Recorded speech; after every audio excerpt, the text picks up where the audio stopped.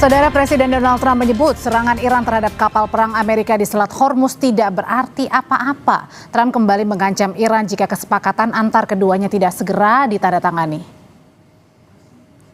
Trump sempat mengejek Iran bahwa serangannya terhadap kapal Amerika di Selat Hormuz adalah sebagai bentuk sentuhan cinta. Pernyataan itu muncul setelah Iran meluncurkan rudal, drone dan kapal kecil ke arah 3 kapal perusak Angkatan Laut Amerika Serikat Kamis lalu. Militer Amerika kemudian membalasnya dengan serangan yang disebut sebagai aksi pertahanan diri. Meski ketegangan di Selat Hormuz meningkat, tapi Trump mengingatkan gencatan senjata antara AS dan Iran masih tetap berlaku. Trump juga kembali mengancam Iran akan berada dalam penderitaan jika tidak segera menandatangani kesepakatan dengan Amerika. They trifled with us today. We blew them away. They trifled. I call that a trifle. I'll let you know when there's no ceasefire. You won't have to know. If there's no ceasefire, you're not going to have to know. You're just going to have to look at one big glow coming out of Iran. And they better sign their agreement fast. The talks are going very well, but they have to understand if it doesn't get signed, they're going to have a lot of pain. They're going to have a lot of pain. They want to sign it. I will tell you. They want to sign it a lot more than I do. Sementara Presiden Iran Masoud Pezeshkian membalas pesan Trump dengan mengatakan negaranya tidak menginginkan apapun dari Amerika Serikat. Pezeshkian menegaskan mereka tidak akan tunduk pada musuh. Pezeshkian juga mengungkap pertemuan baru-baru ini dengan pemimpin tertinggi Iran Mojtaba Khamenei dan mengklaim keduanya berbicara selama hampir 2,5 jam.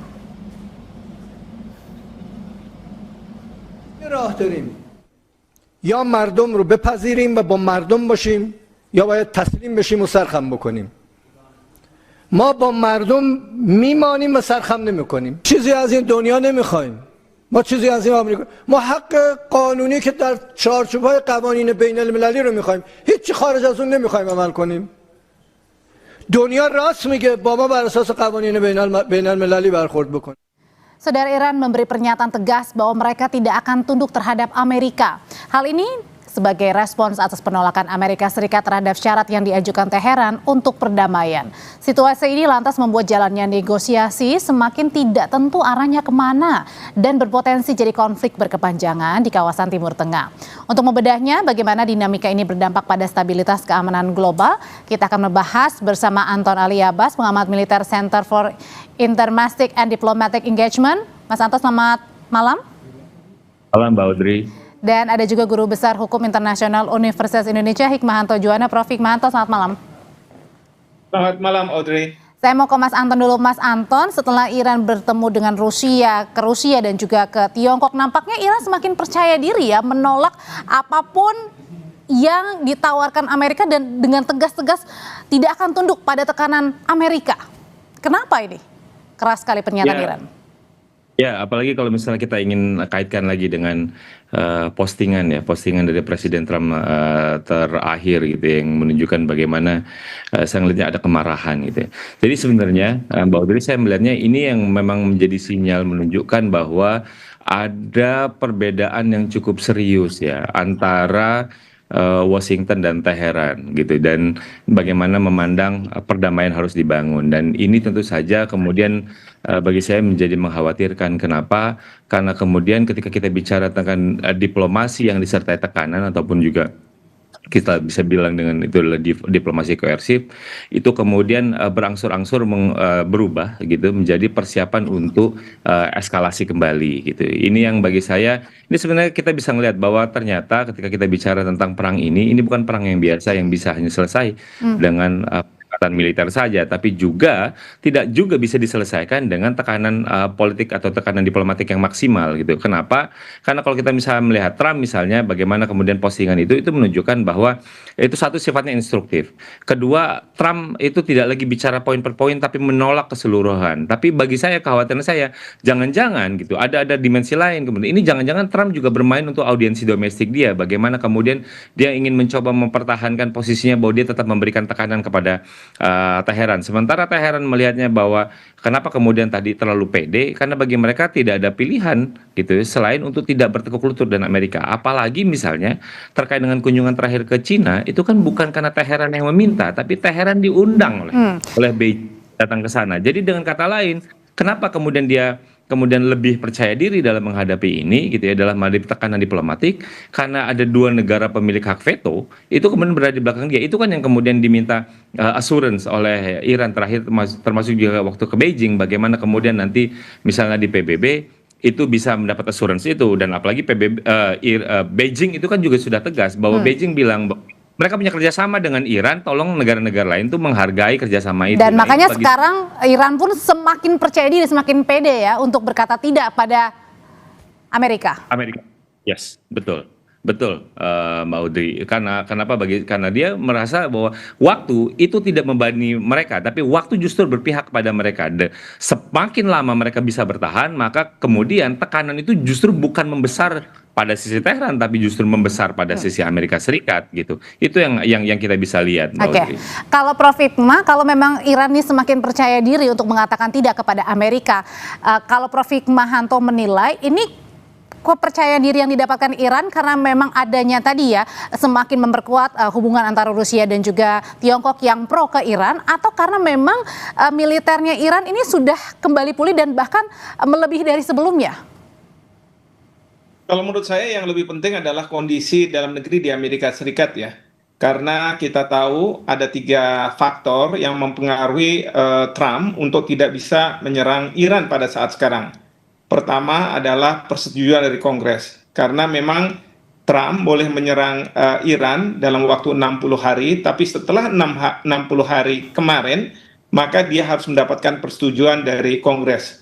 Belum lagi anggaran dari Kongres yang harus disetujui gitu, yang sudah disampaikan oleh Hesketh gitu ya, Pete Hesketh. Yang kedua adalah bagaimana reaksi dari publik Amerika Serikat. Kan kita tahu bahwa saat sekarang ini approval rating dari Trump itu sudah sampai titik yang terendah, 30% kalau saya tidak salah. Dan juga di dalam negeri mereka komplain terhadap Trump, bukan terhadap Iran, karena harga minyak yang melambung dan kemudian juga harga barang-barang yang melambung. Dan yang ketiga adalah reaksi dari bursa. Ini yang paling ditakuti oleh Trump kalau misalnya dia mengambil keputusan. Maka kecenderungannya dia mengambil keputusan pada hari Jumat, sehingga hari Sabtu dan hari Minggu itu tidak ada reaksi dari bursa. Nah, justru Iran memainkan 3 faktor dalam negeri Amerika Serikat ini untuk keuntungan dia. Pertama, berkaitan dengan persetujuan Kongres. Dia tahu betul bahwa selama Kongres belum menyetujui, Trump itu dia akan menyerang. Maka Trump selalu mengatakan kalau ada serangan di Selat Hormuz, dia mengatakan bahwa gencatan senjata tidak berarti dilanggar. Kedua, berkaitan dengan masyarakat.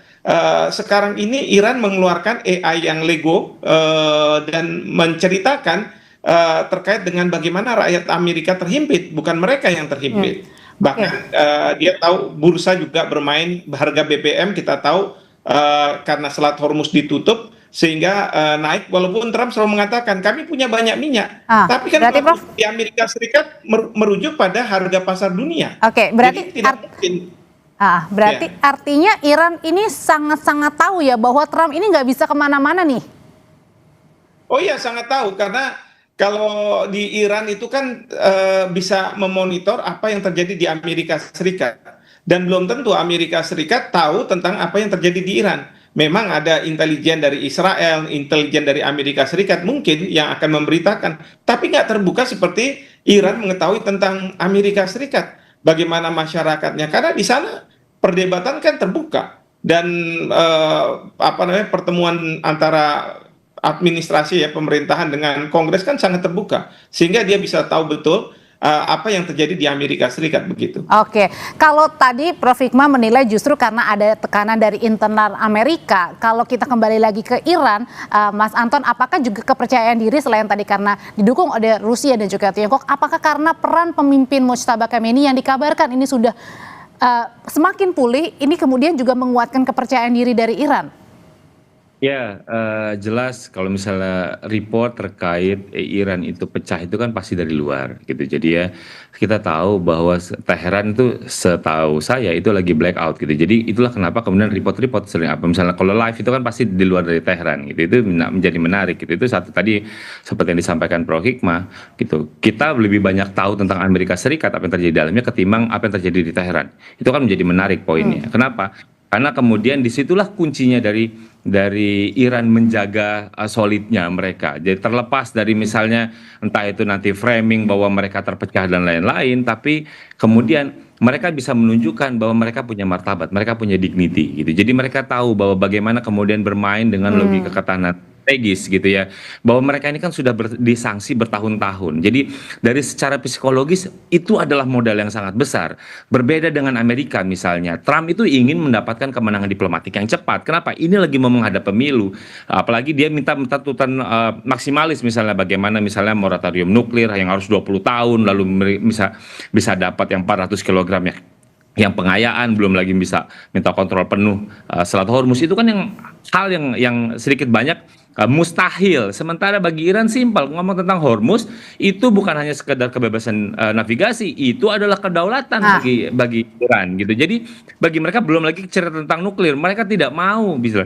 Mereka mau untuk duduk di pembicaraan nuklir tapi dibedakan dengan proses perdamaian ini. Sementara di sisi lain Iran itu menuntut cukup keras terkait kompensasi perang yang selama ini tidak pernah itu dipikirkan oleh Amerika Serikat. Jadi bagaimana kemudian kita bisa menganggap ini ada jurangnya terlalu besar gitu. Dan di sisi lain memang bagi Iran saya yang punya pegang kendali bukan Amerika Serikat. Yang dibilang siapa yang bisa mengontrol Hormuz itu saya. Amerika Serikat itu adalah cuma pengimbangi bagaimana kemudian bisa melakukan double blokade. Yang bisa mengontrol pertama soal Hormuz kan adalah mereka. Itulah kenapa kemudian misalnya kapal-kapal perang Amerika Serikat gitu, walaupun sekarang ada 2 kapal perang lagi, ada Inggris dan juga dari Prancis ingin kirim gitu, mereka tetap nggak berani untuk masuk lebih jauh gitu. Jadi itulah menunjukkan bahwa bagaimana posisi Iran sekarang ketika bicara Selat Hormuz, mereka adalah yang menguasai secara efektif. oke. Bagi saya jadi penting gitu, Mbak Audrey. Oke, Mas Anton, Prof Hikmah, kalau gitu ketika Presiden Trump ini menolak proposal balasannya Iran, karena sebenarnya Iran ini menginginkan tadi ya, yang dikatakan Mas Anton, ada menginginkan kompensasi perang, kedaulatan penuh terhadap Hormuz, pencabutan sanksi, dan juga pencabutan pembebasan aset Iran yang dibukukan oleh Amerika. Pernyataannya ketika Trump menolak, ini menolak bagian mana? Satu demi satu atau semuanya? Nanti Bapak-Bapak akan menjawabnya, tetap bersama kami di Sapa Indonesia Malam.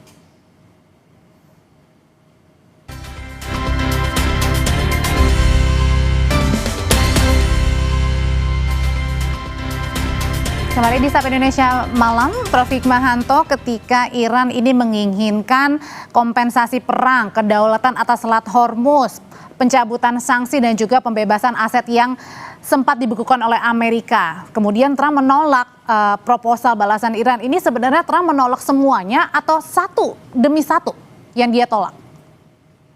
Nah, ini yang kita belum tahu ya, apakah menolak untuk keseluruhan atau bagian-bagian tertentu. Tapi ini adalah tugas dari Pakistan sebagai mediator untuk kemudian mencoba untuk melihat, kan sudah ada proposal yang disampaikan oleh pihak Iran dan kemudian ada respon dari Amerika Serikat.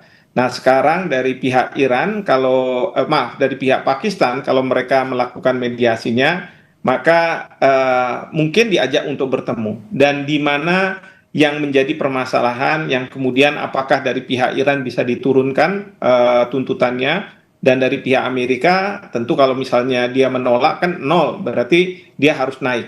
Jadi dalam proses perundingan itu seperti itu, jadi putaran. Tapi kalau saya melihat skenarionya bisa saja terjadi seperti itu, terus kemudian nanti ada kesepakatan dan kemudian perdamaian abadi akan muncul.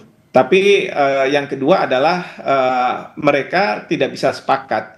Dan kalau mereka tidak sepakat, pertanyaannya adalah apakah Trump akan menyerang Iran kembali. Kalau misalnya menyerang, tentu dia harus memikirkan mengenai masalah anggaran, persetujuan dari Kongres, approval dari rakyatnya, dan seterusnya. Nah, yang ketiga, yang paling mungkin terjadi adalah gencatan senjata kan selama ini tidak pernah ditentukan batasnya oleh Trump. Jadi dibuat status quo seperti sekarang, ya, di mana memang ya sudah seperti sekarang, Gantung ya. sekali aja serangan. Iya, seperti Rusia dengan Ukraina kan sekali-sekali aja seserangan.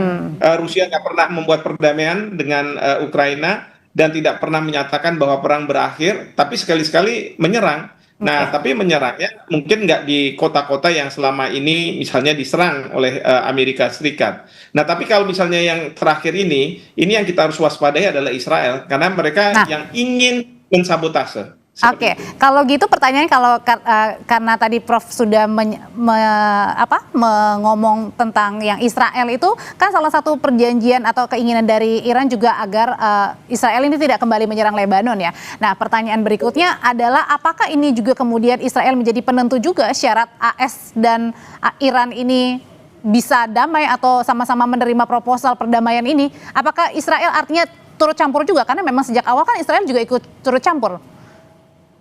Ya, tapi Israel kan tidak mungkin berhadapan langsung dengan Iran karena Iran pasti tidak akan mau.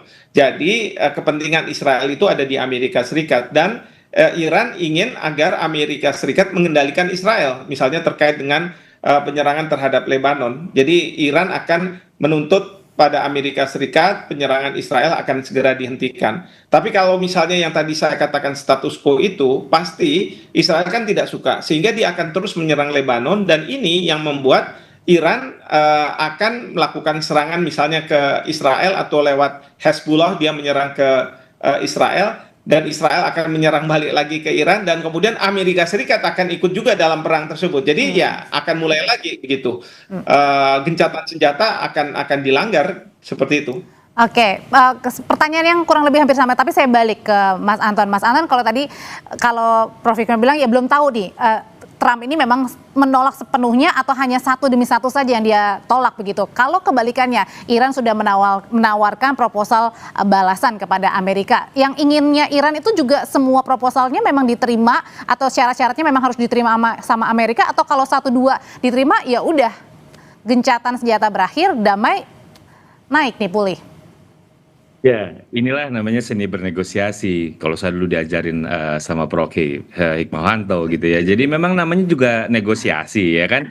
Kalau bila cara diplomasi itu kan art of negotiation gitu. Jadi udah biasa sebenarnya tarik menarik, tukar menukar ide seperti ini. Jadi, apalagi misalnya disertai dengan tekanan-tekanan. Walaupun menjadi menarik misalnya Mbak Audrey, baik Trump maupun Netanyahu itu membuat komentar terkait bagaimana respon mereka untuk menolak gitu ya proposal yang respon terbaru dari Iran ini. Itu menunjukkan apa? Itu menunjukkan bagi saya ada kekhawatiran jangan-jangan mereka lagi menyiapkan eskalasi baru, apalagi dapat kabar misalnya Israel itu sudah memasukkan rencana untuk eskalasi baru kepada Iran untuk durasi 2 minggu gitu. Jadi termasuk untuk membunuh menyasar pada pemimpin-pemimpin strategis militernya Iran gitu. Belum lagi mereka juga menghendaki misalnya Israel memang pengiriman pasukan darat itu dilakukan gitu. Nah, ini kan kalau itu kejadian kan itu memang jelas itu mengerikan gitu. Apalagi misalnya tadi ada 2 kapal perang baik itu dari Perancis maupun dari Inggris juga udah menuju ke Timur Tengah gitu. Jadi bagi saya ini jelas ada sebuah kekhawatiran gitu. Jadi memang juga ketika ngomong tentang skenario, saya juga sepakat dengan Prof.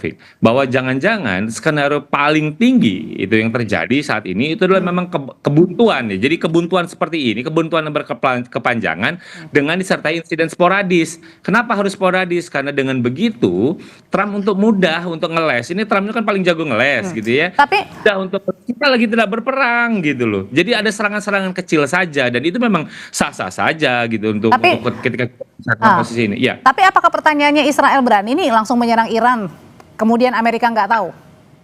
Ya, selama ini gitu ya, selama ini yang paling banyak berperang itu kan memang Amerika Serikat gitu.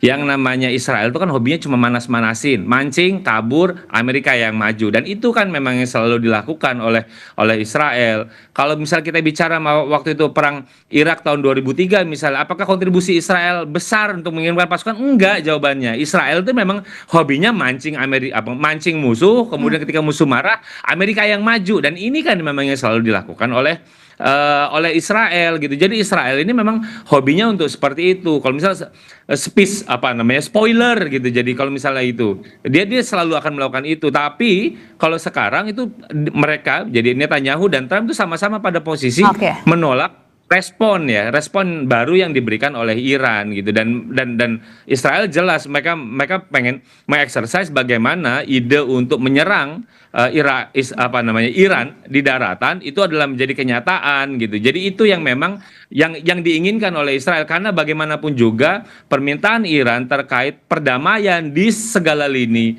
pertempuran itu sulit bagi Israel untuk diterima, apalagi sementara ketika kita bicara tentang perang antara Amerika Serikat dengan Iran, Israel kan bukan partisnya gitu. Oke. Jadi yang selama ini itulah Amerika Serikat dengan Iran itu kan yang menjadi menarik ketika kita bicarakan tentang konstelasinya, Mbak Audrey. Oke, kalau gitu bukan kalau misalnya ada nggak sih Prof Hikmah, selain Iran dan Amerika yang menjadi penentu kedua negara ini untuk saling berdamai, bisakah ada pengaruhnya dari luar, misalnya ketika ada Rusia, ada Tiongkok, ada NATO, apakah itu bisa memengaruhi untuk melembekkan Amerika dan juga Iran?